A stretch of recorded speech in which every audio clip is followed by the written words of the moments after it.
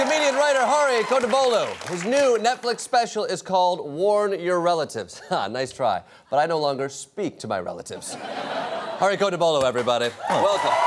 Hello, I want to talk about your stand-up set. Okay. You talk a lot about white people. Yeah, that's what they're called. Yes. You're not being offensive. You understand we're not all the same. Don't be a snowflake, Jordan. Seriously. Okay, now that's my word to use against other people, first of all. I know there's a great diversity of white people. Thank you. There's white, there's off-white, there's eggshell, there's pink, the whole range. I went to your colleges, I know. You talk a little bit about how you don't think race is a thing. No, I think race is a thing, but I also think it's a construction, right? So it's not a real thing. It's something we created, and unfortunately, it, affects all of us. Racism's real. Race is made up. What do you mean we created? Who created race? Oh, white people. Oh, sorry. okay. Sorry. I'd say we love to build things. Oh. Yeah. So we built. What do you mean we built race as a construct? Well, I mean, I think Europeans fought for hundreds of years against each other. They didn't say oh, let's kill those white people. Oh, I hate those white people. There's Spanish and Portuguese and whatnot. So all of a sudden you have to justify enslaving people. You need to justify your superiority. Then, well, race is useful in that way. Because if there are other human beings that would be wrong, but if they're less than you, clearly, you're better. You're white. We used it as a way to give them names so that they could become enemies for us. That's brilliant. Yes. Yeah. Right? Oh, geez. It's a tactic that's been used a lot. Yeah. It's very practical. Now you're a comedian. You've also been called an activist. Do you like being called? You said, Yeah, I don't like it. Why is that? I thought all comedians want to be activists and also podcasters. Right. The crappiest Renaissance people of all time, right? I tell jokes. I try to make people laugh, and that's what I do. And I think I don't need another title. And also, activism, the whole point is to change people's minds or create some bigger change. I'm just trying to make people laugh. And if I was an activist, the last thing I'd want to be called is an activist, because if I'm supposed to be changing people with medicine slipped in with sugar, you can't be like, I'm giving you medicine right now. Drink this medicine. You can't do that if you're going to be effective. So you might even be an undercover activist. I'm not an activist. You're not an activist? No. But that's what you would say if you were undercover right now. I don't know what you're talking about. This is very confusing.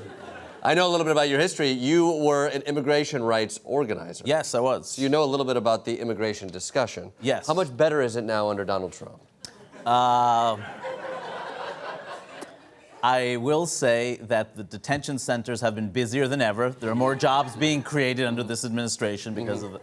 It was terrible before. I remember, it's not like a new phenomenon of families being detained and deported and people being separated, but even back then, you saw that. I worked with people whose family members were being deported or detained, and it's just like before, except 10, 20, 30 times what we saw before. So this was happening under the Obama administration. Oh, yeah. Using immigrants as chess pieces is old. It's been done forever. If they're useful, you keep them. If they're not, get rid of them. The dehumanization is long standing. Your new Netflix special is called Warn Your Relatives. What are you warning them from? Oh, it's not my relatives. Oh, yeah.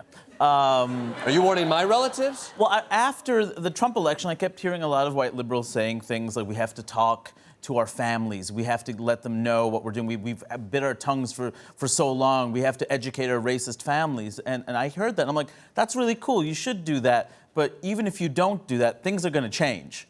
We're going to get the numbers. Things are going to change. It's not something that people can just sit idly by. Whether or not you want to be a part of the change is on you, but things are going to change. So warn your relatives. They better catch up.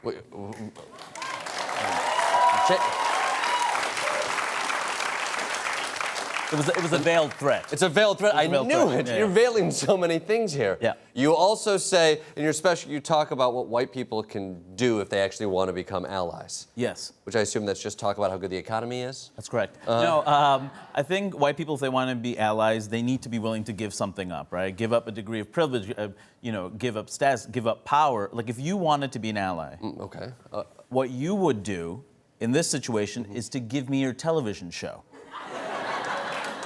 Because that's exactly what because we need more people of color with television shows, handsome men of color in particular, and this seems like the most appropriate move on your part.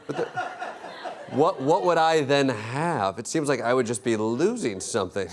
Do I still get to keep my privilege? Sure. Okay, maybe we'll talk then. Okay. Great. His Netflix special is called Warn Your Relatives, and his podcast is The Konabolu Brothers. All right, Konabolu, everybody.